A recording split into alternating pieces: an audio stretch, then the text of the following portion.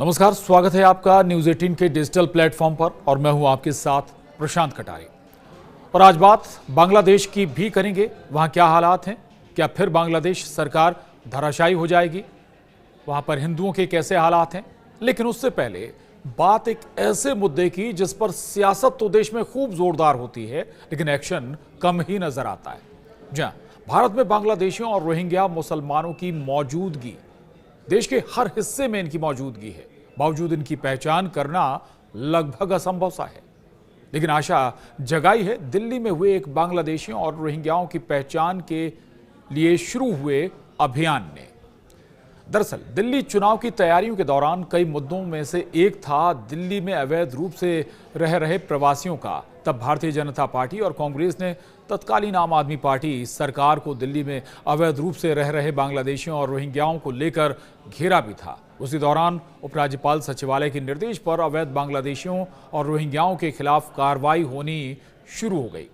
5 फरवरी के चुनाव से पहले कम से कम 33 बांग्लादेशियों को पकड़कर डिपोर्ट किया जा चुका था। कईयों को गिरफ्तार कर डिटेंशन सेंटर भेजा गया। बीजेपी की सरकार बन जाने के बाद भी दिल्ली में अवैध बांग्लादेशियों और रोहिंग्याओं की पहचान और उनके खिलाफ कार्रवाई जारी है। इसी क्रम में दिल्ली पुलिस ने फिर से 2 बांग्लादेशी नागरिकों को गिरफ्तार किया है। दिल्ली पुलिस ने बुधवार को पश्चिम दिल्ली के पंजाबी बाग से 2 बांग्लादेशी नागरिकों को गिरफ्तार किया।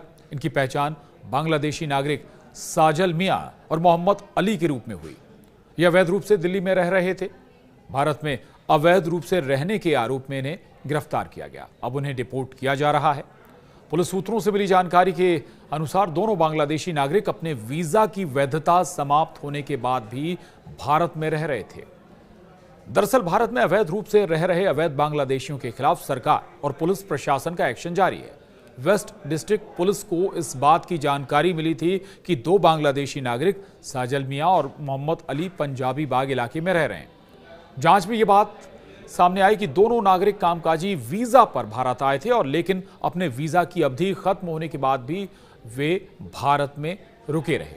दोनों को गिरफ्तार किया गया और उनकी कानूनी प्रक्रिया के तहत एक को डिपोर्ट कर दिया गया जबकि दूसरे को डिटेंशन सेंटर भेज दिया गया। देश की राजधानी में अवैध अप्रवासियों की पहचान कर लगभग लगातार अभी कार्रवाई जारी है, यानी पहचान जारी है बांग्लादेशियों और रोहिंग्याओं की।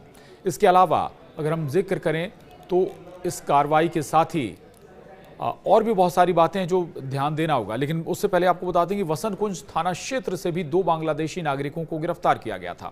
साउथ वेस्ट डिस्ट्रिक्ट पुलिस अब तक 32 बांग्लादेशी नागरिकों को डिपोर्ट कर चुकी है। दिल्ली में अवैध रूप से रह रहे बांग्लादेशी नागरिकों की संख्या के बारे में सटीक आंकड़े सामने अभी तक नहीं आए हैं। पुलिस और प्रशासन लगातार ऐसे व्यक्तियों की पहचान और उन्हें डिपोर्ट करने के प्रयास में जुटी हुई है। अब आपको यह बता दें कि पुलिस आखिर इनकी पहचान करती कैसे है। तो Delhi police special verification drive के तहत उन इलाकों में जा रही है जहां पुलिस को रोहिंग्या मुसलमान या फिर अवैध रूप से रह रहे बांग्लादेशियों के होने का शक है। इस वेरिफिकेशन ड्राइव में शामिल लोगों से उनके नाम, मोबाइल नंबर, आधार कार्ड और वोटर आईडी कार्ड मांगे जा रहे हैं। इसके साथ ही इस बार दिल्ली पुलिस ने स्पेशल वेरिफिकेशन ड्राइव में शामिल लोगों से उनके बैंक अकाउंट की डिटेल और सोशल मीडिया अकाउंट की डिटेल भी मांगी है। अब सवाल उठता है कि बैंक अकाउंट की जानकारी आखिर डिटेल क्यों मांगी जा रही है। दरअसल ऐसा इसलिए किया जा गया है क्योंकि अक्सर देखा जाता है कि दिल्ली में जो भी रोहिंग्या या बांग्लादेशी मुसलमान या फिर अवैध रूप से रह रहे हैं वो लोग फर्जी वोटर आईडी कार्ड और आधार कार्ड समेत दूसरे दस्तावेज बनवा चुके हैं। दिल्ली पुलिस बैंक अकाउंट और सोशल मीडिया अकाउंट के जरिए उनके डिटेल निकाल रही है। बैंक अकाउंट नंबर से पूरी मनी ट्रेल निकालकर पुलिस ये पता लगा सकती है कि उनके बैंक अकाउंट से पैसा बांग्लादेश या म्यांमार तो नहीं भेजा गया या फिर वहां से पैसा मंगाया तो नहीं गया। हालांकि देश में बांग्लादेशियों और रोहिंग्याओं की पहचान इतनी भी आसान नहीं है।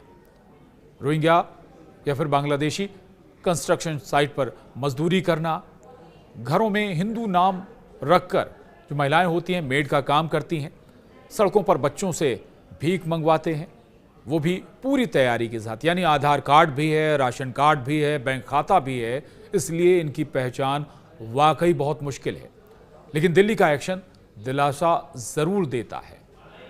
और आशा हम करेंगे जो एक्शन दिल्ली में शुरू हुआ है ये केवल दिल्ली में नहीं, यानी कि बांग्लादेशियों और रोहिंग्याओं की पहचान केवल दिल्ली में नहीं बल्कि पूरे देश में ड्राइव चलानी चाहिए। इनकी पहचान आपको करनी होगी क्योंकि बहुत सारी परेशानियां भी इनके जरिए दरअसल देश के अंदर खड़ी हो रही हैं।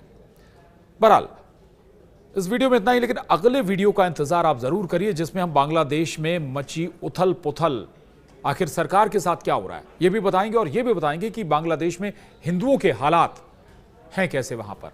नमस्कार।